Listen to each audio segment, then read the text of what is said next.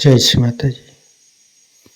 परम पूज्य श्री माता जी कृपा करके सारे विश्व की सभी संतों को परम चैतन्य प्रदान कीजिए। परम पूज्य श्री माता जी आज सारे विश्व की सभी संत एकत्रित हुई है। कृपा करके सभी को ध्यान का सिद्धि प्रदान कीजिए। परम पूज्य श्री माता जी आपके श्री चरण कमल पर कोटि कोटि नमन। कुंडली उठा के बंधन लेंगे।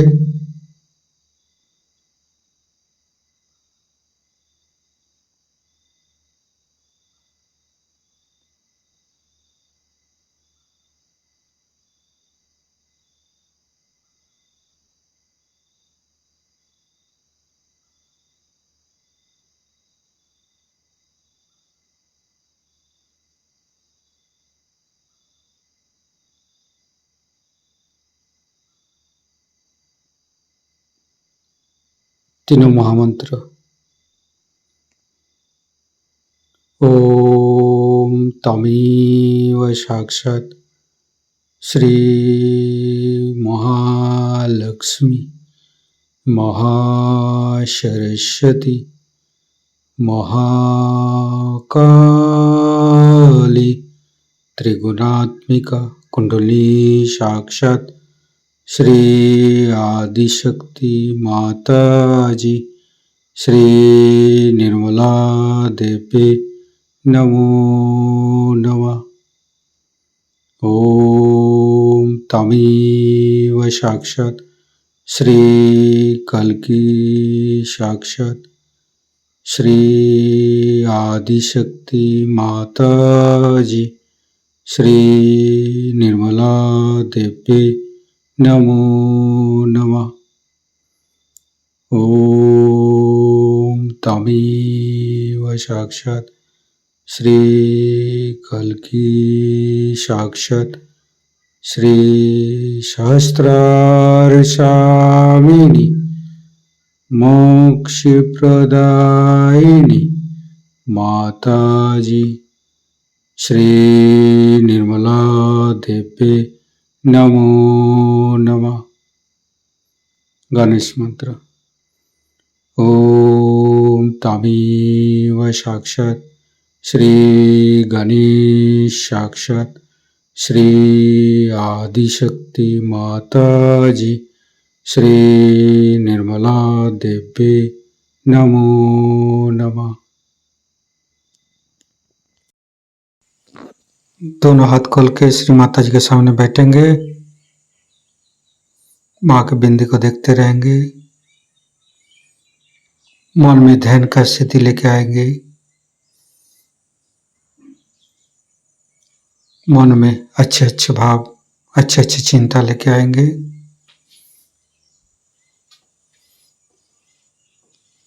परम पूज्य श्री माता जी ये हृदय ये हमारी सांसें ये रोम रोम आप ही का तो दिया हुआ माँ। कृपा करके आप हमारे हृदय पर आइए और हमारे हृदय में माँ जगदम्बे के रूप में समस्त बाधाएं को समस्त रोगों को दूर कीजिए माँ। हे आदिशक्ति माँ कृपा करके हमारे हृदय को सच कीजिए। सच हृदय कमलासन पर श्री चरण को स्थापित कीजिए माँ। संपूर्ण चित्त अपना हृदय पर परम पूज्य श्री माता जी को देखते रहेंगे। हृदय के अंदर परम पूज्य श्री माता जी आपकी पूजा हमारे हृदय पर होने दीजिए माँ। हे आदिशक्ति माँ हम अज्ञानी हैं। हमारी अज्ञानता के बस में यदि आपकी शान के खिलाफ कोई गलती हुआ हो कृपा करके आप मुझे क्षमा कर दीजिए माँ। हे आदिशक्ति माँ, हमारे हृदय पर आइए। फिर धीरे धीरे चित्त को हम मूलाधार चक्र पर ले जाएंगे। लेफ्ट मूलाधार, राइट मूलाधार, मध्य मूलाधार देखते रहेंगे। हे भगवान, हे आदिशक्ति माँ, आप ही तो प्रभु गणेश है। कृपा करके हमारे शरीर की तीनों नाड़ी, सातों चक्र के अंदर समस्त दोषों को, समस्त रोगों को, समस्त बाधाओं को दूर कीजिए माँ। हे परमपिता परमेश्वर, हम कभी अतीत में चला जाते, कभी भविष्य में चला जाते, हमें मध्य में स्थापित कीजिए, हमें वर्तमान में स्थापित कीजिए माँ। संपूर्ण चित्त शरीर के मध्य भाग पर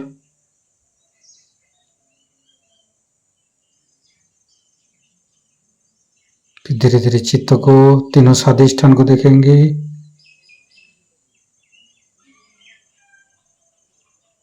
तीनों नाभि, लेफ्ट, राइट, मध्य। श्री माता जी, आप ही तो संतोष प्रदान करते हैं। कृपा करके हमें संतोष प्रदान कीजिए, हमें उदार बनाइए। फिर धीरे धीरे चित्त को लेफ्ट हृदय, आदिशक्ति माँ, आपकी परम कृपा में हम शुद्ध आत्मा है। कृपा करके हमारी आत्मा को परमात्मा के साथ जोड़िए माँ। हे आदिशक्ति माँ, आप ही तो शिव पार्वती है। कृपा करके हमारे बाएं हृदय पर आइए और हमारी आत्मा को परमात्मा के साथ जोड़िए। धीरे धीरे चित्त को राइट हृदय, परम पूज्य श्री माता जी, आप ही तो सीताराम जी है। कृपा करके हमारे राइट हृदय पर आइए और हमें मर्यादा प्रदान कीजिए, हमें मर्यादित बनाइए। श्री सीताराम बार बार करेंगे। श्री सीताराम, श्री सीताराम, श्री सीताराम, श्री सीताराम, श्री सीताराम, श्री सीताराम, श्री सीताराम, श्री सीताराम, श्री सीताराम, श्री सीताराम, श्री सीताराम, श्री सीताराम। साक्षात श्री आदिशक्ति माता जी, श्री निर्मला देवी नमो नमः। धीरे धीरे चित्त को मध्य हृदय, परम पूज्य श्री माता जी, कृपा करके हमारे मध्य हृदय पर आइए और हमें साहसी बनाइए। फिर संपूर्ण चित्त, तीनों विशुद्धि, लेफ्ट विशुद्धि, राइट विशुद्धि, मध्य, परम पूज्य श्री माता जी, कृपा करके हमारी गला में माधुर्य प्रदान कीजिए माँ। श्री माता जी, आप ही तो राधा कृष्ण है। कृपा करके हमारे गला पर आइए। फिर धीरे धीरे चित्त को फ्रंट आज्ञा, परम पूज्य श्री माता जी, हमें क्षमाशील प्रदान कीजिए। जीसस मेरी माता मंत्र लेंगे। ओम तमेव साक्षात श्री जीसस मेरी माता साक्षात श्री आदिशक्ति माता जी, श्री निर्मला देवी नमो नमः। फिर बैक आज्ञा, सहस्त्रार, परम पूज्य श्री माता जी, हमारे अंदर अहंकार पति अहंकार को दूर करके हमारे ब्रह्मरंध्र को खोल दीजिए। हमारे शास्त्रार पर आइए, संपूर्ण चित्त शास्त्रार पर रखेंगे। शास्त्रार के साथ लेफ्ट हृदय को जोड़ेंगे, फिर राइट हृदय के साथ शास्त्रार को जोड़ेंगे, फिर मध्य हृदय के साथ जोड़ेंगे, फिर संपूर्ण चित्त शास्त्रार पर रखेंगे। परम पूज्य श्री माता जी हमारे ऊपर ऐसी कृपा कीजिए ताकि आपकी अमृत वाणी को हम शास्त्रार से ग्रहण कर सकें। संपूर्ण चित्त शास्त्रार पर परम पूज्य श्री माता जी को अमृत वाणी हम शास्त्रार से ग्रहण करेंगे।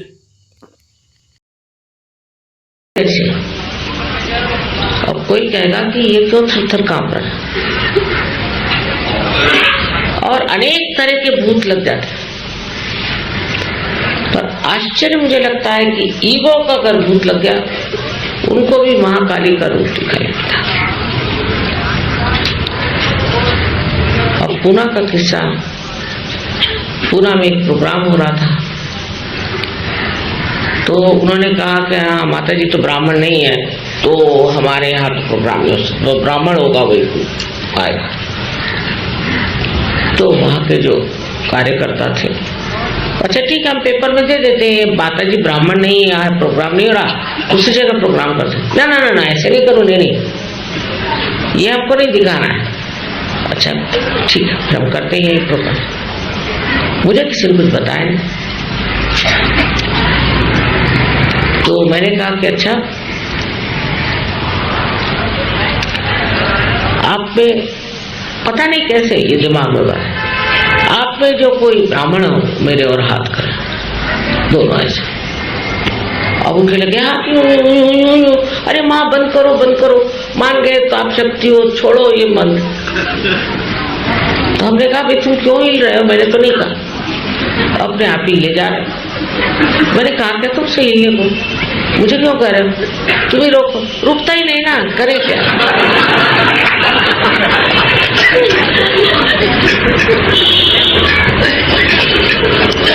तो मैंने कहा देखो मैंने तो नहीं कहा, पता नहीं क्यों आपको बड़ा भय लग रहा, पता नहीं क्या हो रहा है। अब उनको ये घमंड था कि वो बड़े ब्राह्मण हैं, तो मैंने कहने लगे कि माँ देखो उधर भी कुछ ब्राह्मण बैठे, उनके भी हाथ हिल रही हो।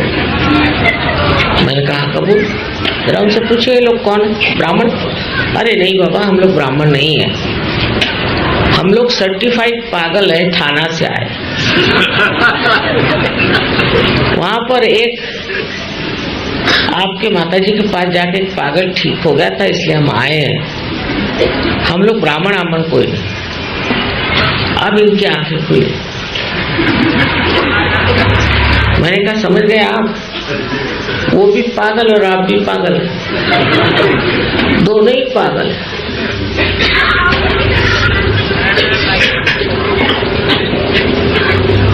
तब उनके हाथ छूटे। शुरुआत में तो बहुत ज्यादा महाकाली का प्रकार था,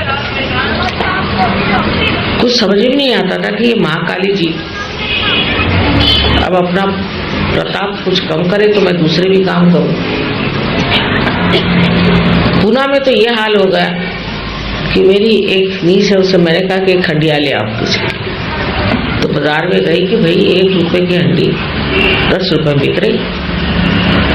तो उसने कहा इतनी महंगी कैसे हो गई, 1 रुपए की 10 रुपए में। तो कहा कोई माता जी आई है, वो हंडियाओं पे अंगाती, हंडियों पे हंडिया सब बिक गई, ये सब लोग हंडिया लिए चपल। मैंने कहा पूना में इतने भूत, बाप रे, कुछ समझ ही नहीं आता। मैंने कहा हंडिया लेके आओ, नींबू लेके आओ, तो बैठो। और जो नहीं लाए उनकी आंखें लगी घूमने, वो लगे घूमने। मैं तो उठ के चली गई। मैंने कहा भाई मेरे सारा यहाँ भूतों का जमघट, जो जो लोग हंडिया लेके बैठे थे वो तो कुछ ठीक थे, और बाकी के जो थे वो खड़े होकर के हूँ हाँ ही करने लगे। तो मैंने कहा कि भाई ये अगर महाकाली की शक्ति कुछ कम हो जाए तो अच्छा। अब ये एक चीज ठीक करने के बाद दूसरे आ गए, माने कौन? इसको आप साइकोसोमैटिक कहते हैं, माने कैंसर, ये मस्कुलर, ये वो दुनिया भर की बीमारियां जो डॉक्टर लोग नहीं ठीक कर सकते। ऐसा मानेंगे नहीं, डॉक्टर मानते नहीं, जब तक पेशेंट मर नहीं जाएगा खींचो पैसे। एक साहब किडनी एक्सपर्ट, उनको किडनी ट्रबल हो गया, तो मैंने कहा मैं आपकी किडनी ठीक कर दूंगी एक शर्त पे कि आप अपना धंधा बंद करिए, लोगों को ये जो आप टेबलों पे चढ़ा चढ़ा करके सारा पैसा खींचते हो, उससे कोई ठीक नहीं होता, मरने से पहले बैंकरप्ट हो जाता है। डायलिसिस बंद आप करो तो मैं तैयार हूं। हाँ माँ मेरी आप किडनी ठीक कर रही, ठीक कर दी, पर 2 महीने बाद फिर चालू उनकी दुकान। डॉक्टर लोग कब सच बोलते और कब झूठ बोलते भगवान जाने। फिर उनको किडनी ट्रबल हो, तो मेरे पास आए, उनका हाल होने लग गया। मैंने कहा इस बार क्या हुआ? पहले फिर से किडनी ट्रबल है। मैंने कहा वो नहीं, अब कैंसर चल पड़ा। अब घबराए बहुत। मैंने कहा मैंने आपसे कहा था आप फिर से चालू कर दिया अपनी दुकान। अब माँ मैं पेट कैसे भरूंगा, मैंने इतने रुपए की मशीनरी मंगाई है, ये कर रहा हूँ वो कर रहा हूँ। मैंने कहा बेच डालो, किसी को खत्म कर। सुना हुआ भाई नहीं महाराज, जय जो। तो सारी जितनी लेफ्ट साइड की बीमारियां हैं, जितनी है साइकोसोमैटिक जिसे कहते हैं, जिसका कोई फ्लोर नहीं है, वो सब महालक्ष्मी की कृपा से ही ठीक हो सकता। इसलिए महालक्ष्मी का ही मंत्र कहना पड़ेगा। और महालक्ष्मी को जब तक आप प्रकटित नहीं करिएगा, ये बीमारियां ठीक नहीं हो सकती। और इतनी गर्मी इन लोगों से निकलती है कि समझ में नहीं आता। लंदन में जबकि सब लोग हीटर लगाते हैं, आप एक कैंसर पेशेंट को ले आइए और उसकी कुंडलिनी जागरूक कर दीजिए, हीटर का खर्चा गया। इतनी गर्मी नहीं, जिसकी कोई हद। इधर गर्मी निकलती, उधर वो रोते रहते हैं सब, क्योंकि इसके साथ रोना चलता है। तो महालक्ष्मी के दर्शन हो तो रोना रुके, तो सरस्वती के दर्शन तो दूर ही रहे, ये तो महाकाली के दर्शन। अब उनको देख के रोना ही आता, इनसे कहे क्या। सूक्ष्म रूप से आप देखिए कि महालक्ष्मी का जो स्वरूप है अति रौद्र, देवी के इसमें कहते हैं अति रौद्रा अति सौम्य, पर महालक्ष्मी अति रौद्र, रुद्र स्वरूप। और वो रुद्र बहुत जरूरी, नहीं तो ये नेगेटिविटी भागने वाली नहीं, ये सिर्फ रुद्र स्वरूप से ही भागता। एकादश रुद्र में जो 11 रुद्र हैं, वो 11 ही रुद्र में महाकाली की ही शक्ति विराजमान, और वो हमारे मेधा पर यहाँ 11 चक्रों में समाई। अगर किसी आदमी का एकादश पकड़ गया तो सोच लीजिए उसको तो कैंसर या कोई न कोई लेफ्ट साइडेड भयंकर इनक्यूरेबल डिजीज हो गया। सहयोग का साइंस जो है वो पूरी तरह से उत्तम, उसमें कोई आप दोष नहीं निकाल सकते। अब लोग आए कैंसर लेकर, स्क्लेरोसिस फलाना ठिकाना 50 एड्स,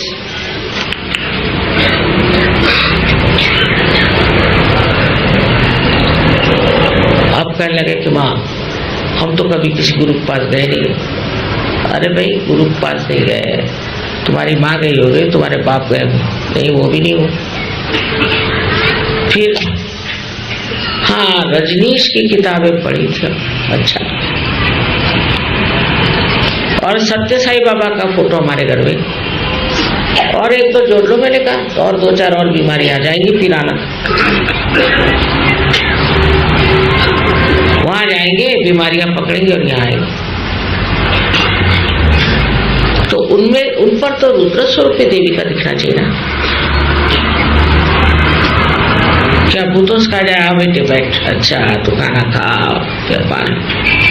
मेरे बहुत लोग पूछते हैं कि माँ देवी का रुद्र स्वरूप कैसे हो सकता, अगर वो माँ है तो माँ का स्वरूप रुद्र कैसे हो सकता। तो नहीं, बच्चों को ठीक करने के लिए रुद्र स्वरूप धारण भी करना।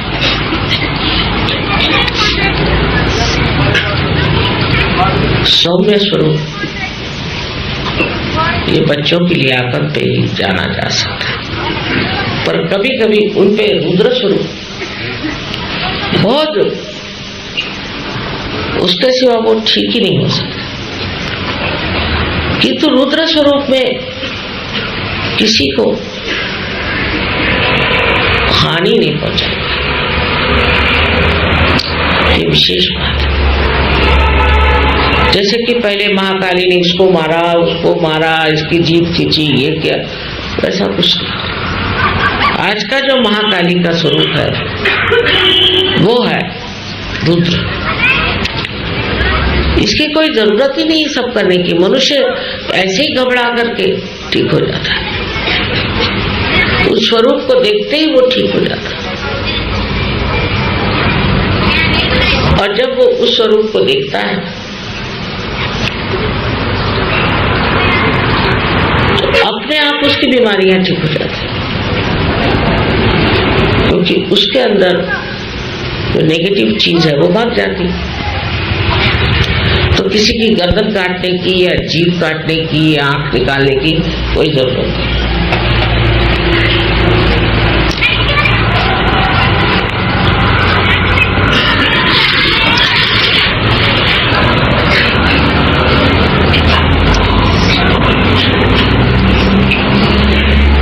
महाकाली का स्वरूप अगर कलयुग में ना इस्तेमाल किया जाए तो सहयोग का कार्य ही नहीं हो सकता, क्योंकि इन नेगेटिव फोर्सेस के कारण सारे चक्र पकड़ जाते हैं, और चक्र ठीक किए बगैर कुंडलिनी चढ़ेगी नहीं। इसलिए महाकाली का स्वरूप बहुत वंदनीय और सराहनीय, जो कि किसी को शारीरिक, मानसिक, बौद्धिक किसी भी प्रकार की हानि नहीं पहुंचाए, सिर्फ उसके स्वरूप से जो बुरी बातें हैं वो भाग जाती हैं। अब मियाँ बीवी के झगड़े ये सबसे बड़ा प्रॉब्लम है आजकल, क्योंकि बीवियां पड़ गई और मियाँ चाहते हैं कि बीवी बिल्कुल देहाती हो, और वो देहाती तो है नहीं, तो उसको देहाती कैसे बनाएंगे। एक बार शहरी हो गए तो शहरी हो गए, चाहे आप लहंगा पहन लीजिए और चाहे आप पैंट पहन लीजिए, दिमाग तो शहरी हो गए। अब जब शहरी दिमाग हो गए तो उसके बाद जो स्त्रीत्व था वो तो कम हो ही जाता है, पुरुषत्व ज्यादा आ जाता है, स्त्रीत्व कम आ जाता है।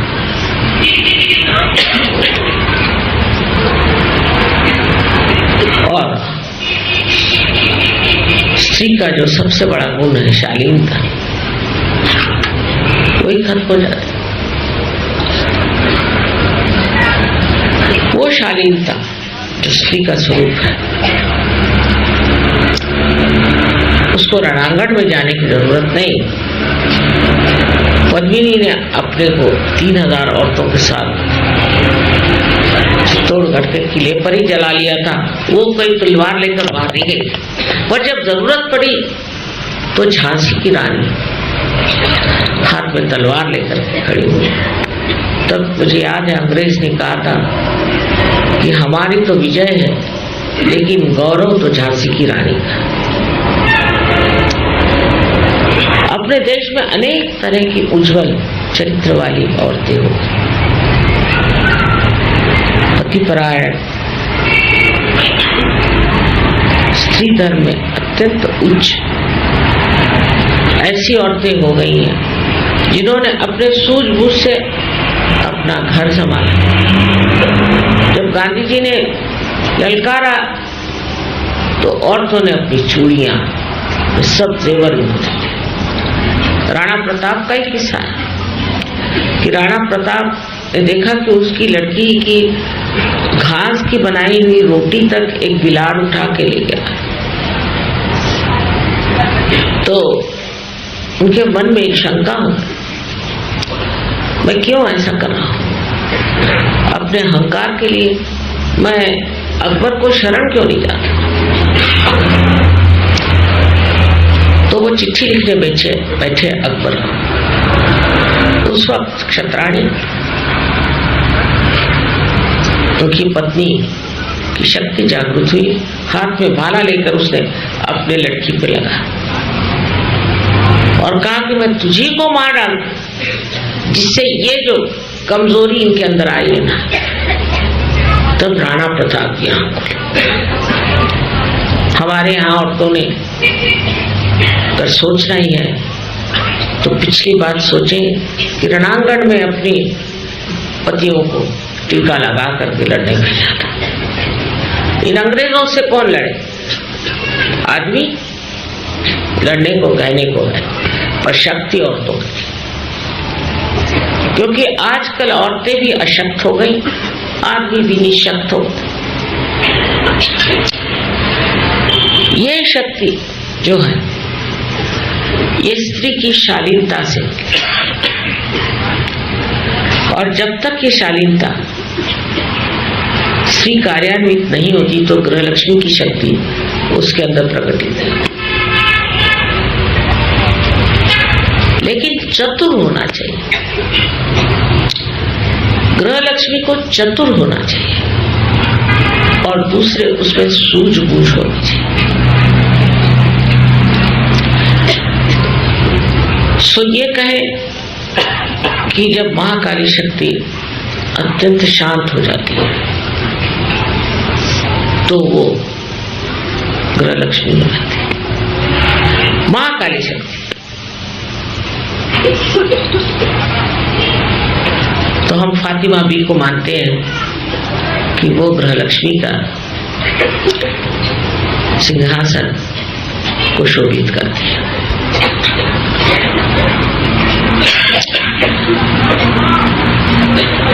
महाकाली की इस शक्ति से स्त्री अपने बच्चे को ठीक रास्ते पर रखती है, अपने चरित्र को उज्ज्वल रखती है।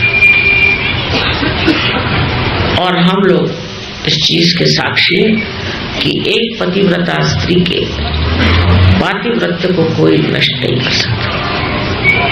उसकी अपनी शक्ति है, ये महाकाली की शक्ति। जो लोग डरते हैं एक पतिव्रता स्त्री, और पतियों को भी जान लेना चाहिए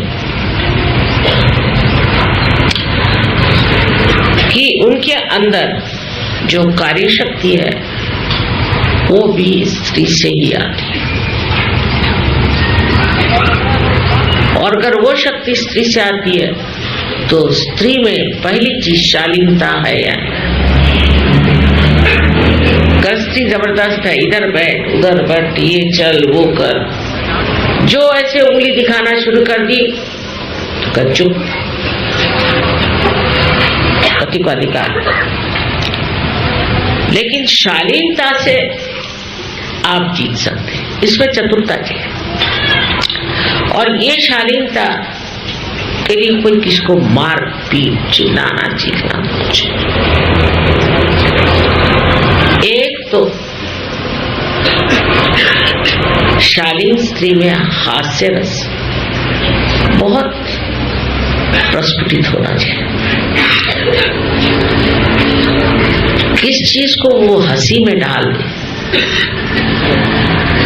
और हंस करके हजारों प्रश्न वो ठीक कर सकते।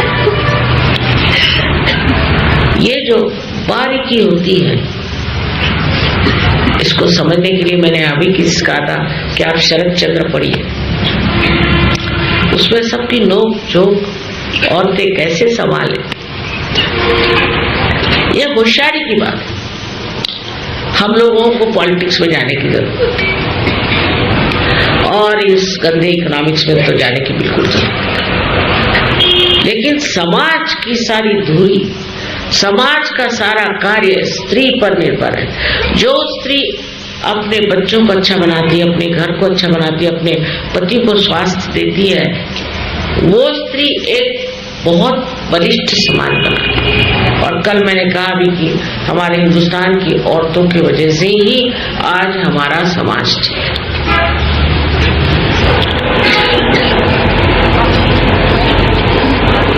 पर स्त्री का स्वभाव शालीन होना चाहिए और उसकी शक्ति भी शालीनता, उद्दामता में नहीं। उसको दंड ठोकने की जरूरत नहीं, बिल्कुल। उसकी जो शालीनता है, उस शक्ति पर वो सारे दुनिया को जीत सकती है। उसकी चाल ढाल, उसका ढंग एक देवी स्वरूप है। सो महाकाली शक्ति तो अनेक चीजों पे बैठती,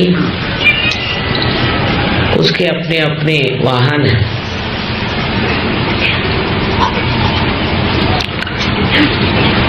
लेकिन वो जब हाथी पर बैठती है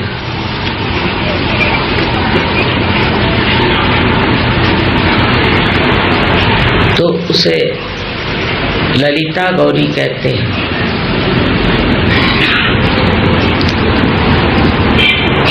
कला,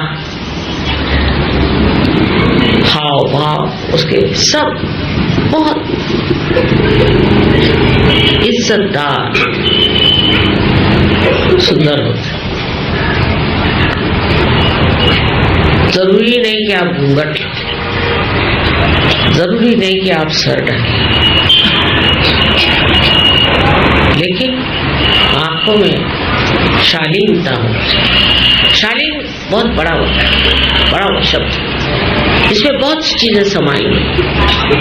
क्योंकि जो रुद्र स्वरूपा है, उस रुद्र स्वरूपा को अगर सौम्य स्वरूप होना है, इसीलिए कहा है कि आप घूंघट ले लो, सर ढक लो, बुर्का ले लो, क्योंकि आप महाकाली, जो आपको देख ले वही भस्म हो जाए, जो बिरी निगाह से आपको देखे वही खत्म हो जाए। आपके संरक्षण के लिए नहीं, प्रोटेक्शन के लिए नहीं, लेकिन वो दूसरे के जो आपके ऊपर बुरी निगाह डाले वो भस्म हो जाए, वो नष्ट हो जाए।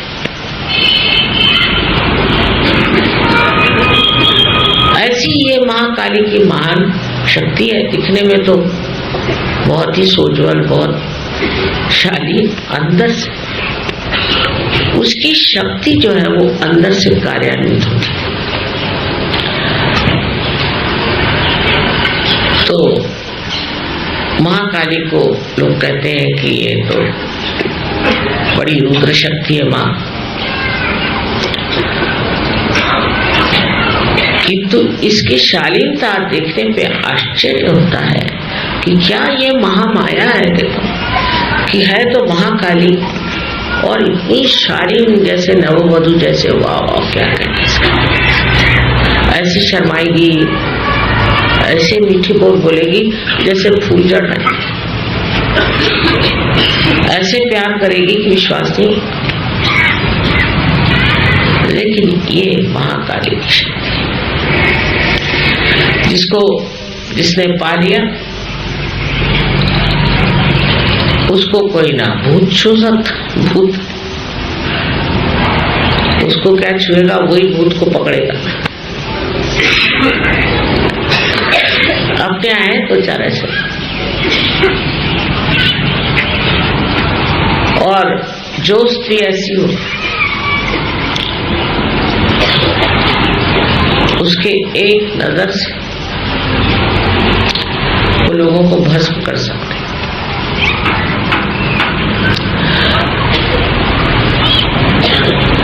अब दूसरी शक्ति महासरस्वती की,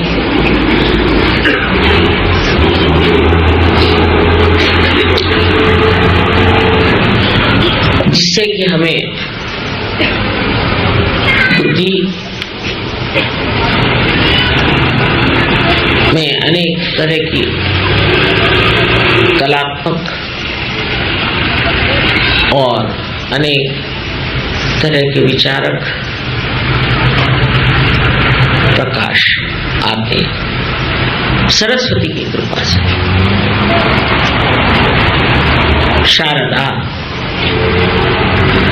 शारदा की कृपा से हमारे अंदर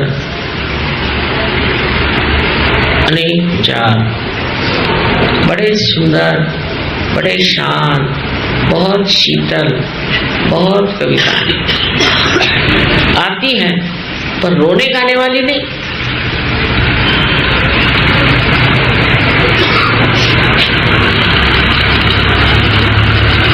ऐसी आती हैं कि जिससे आप जागरूक। बड़े बड़े राष्ट्रीय गीत लिखे गए, देश के बारे में न जाने लोगों ने क्या क्या लिखा। अब वो सब कविताएं चली गई, अब ये गंदे फिल्मी सॉन्ग्स बजते रहते और गणेश जी के सामने, क्योंकि सुबुद्धि ही नहीं है मनुष्य में। सुबुद्धि नहीं है तो बेकार के काम करते रहते। बुद्धि से कुछ भी निकाल। इसमें सबसे बढ़ के अगर कोई हो तो मैं कहूंगी ये फ्रॉइड। इससे बढ़ के कोई अवलिया मैंने देखा नहीं। निसंकोच उन्होंने अपने विचार सबके सामने रख दिए और सबने से मान लिया। और मैं यहाँ नहीं बताऊंगी आपको क्या है, क्योंकि बताने लायक है नहीं उसके गंदे गंदे विचार। वो तो अच्छा है हिंदुस्तान में नहीं आया, नहीं तो सब उसको काट के फेंक देते।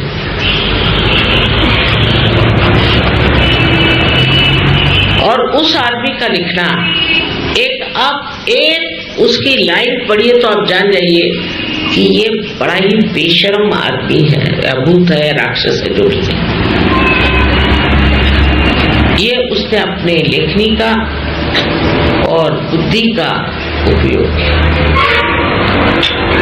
शारदा के विरोध में सब लिखा और लिख दिया। अब सब जगह शुरू हो गई कि हमें तो सब मुक्ति, हम चाहे जो लिखें। आजकल के अखबार वाले भी वैसे, उनके भी ऊट पटांग जो समझ में आती है बात वो लिखते रहते, और कोई अच्छी बात तो लिखना ही नहीं चाहते। कौन मर गया, कितने मर गए, अभी मर रहा है कोई, वो रोज देखे मर रहा है, भाई मर जाने दो, फिर लिखो काय को रोज रोज सबको सताता। वो मरता ही नहीं, रोज इतना सारा लिखते, मरा नहीं, अभी मरता नहीं। एक बार मरने के बाद इत्मीनान से लिखो, मरने तो वाले हैं ही। अब क्यों रोज रोज ये सब बातें लिखो? किसने पूछा आपसे? फिर लिखेंगे महाझूठ जो होते हैं वो भी बहुत लिखते हैं। डर नहीं उनको शारदा देवी। शारदा देवी जो है सत्य को देने वाली है और सत्य के अधिष्ठात्री। जो अपने सर में सत्य का प्रकाश आता है वो शारदा के कारण। तो आप जब लिखते हैं तो आप सोच नहीं रहे कि आपके अंदर ये लेखन शक्ति कहां से है? ये किसने आपको लेखन शक्ति दी? शारदा देवी या किसी भूतनी ने आपको दी? इसी प्रकार मैंने देखा बहुतों ने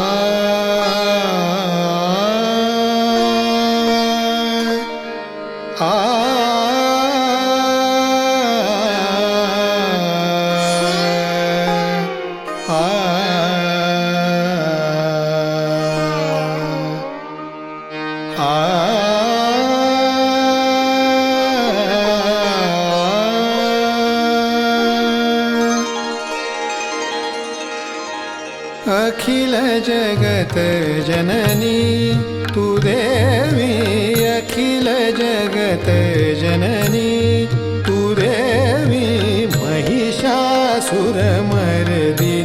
भवतारिणी, महिषासुरमर्दिनी भवतारिणी, त्रिविधताप मनीचे मम शमवी, त्रिविधताप मनीचे मम शमवी, अखिल जगत जननी जननी तू देवी देवी देवी देवी, अखिल जगत जननी।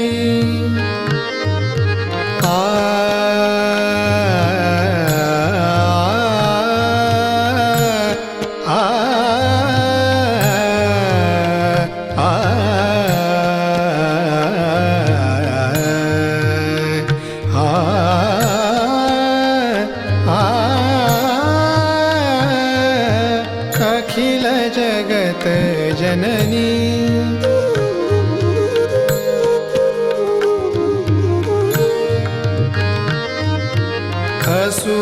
असुरपतितमय धरा जाहली, असुरपतितमय धरा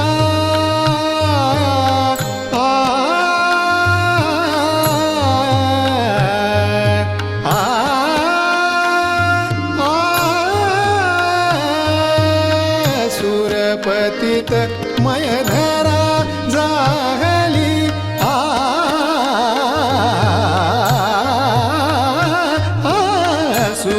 असुरपतितमय धरा जाहली, भाव भक्ति निर्मल सेवा मुरली, भाव भक्ति निर्मल सेवा मुरली, दलन करुनियरी जन मन रमवी, अखिल जगत जननी।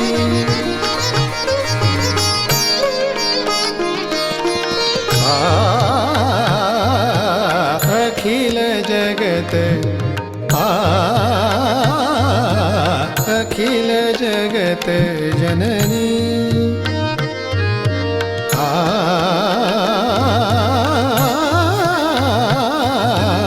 अखिल जगत जननी तू देवी, अखिल जगत जननी। जननी अखिल जगत जननी अखिल जगत जननी तू देवी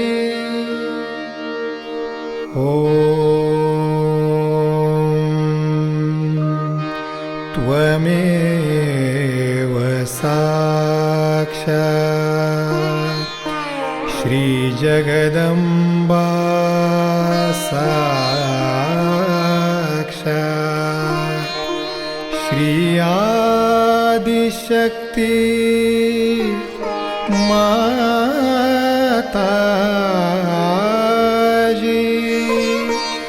श्री निर्मला देवे नमो नमः नमो नमः नमो नमः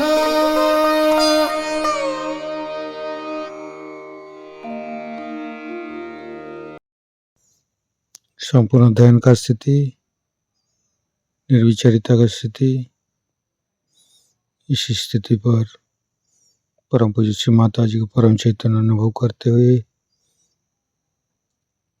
परम चैतन्य की वर्षा अनुभव करते हुए थोड़ी देर रहेंगे। प्रे करेंगे परम पूज्य श्री माता जी, आज का एवं अमृत ध्यान पर आपने जो हमको परम चैतन्य अनुभव कराया, इसके लिए मैं आपको कोटि कोटि नमन। कुंडली उठा के बंधन लेंगे।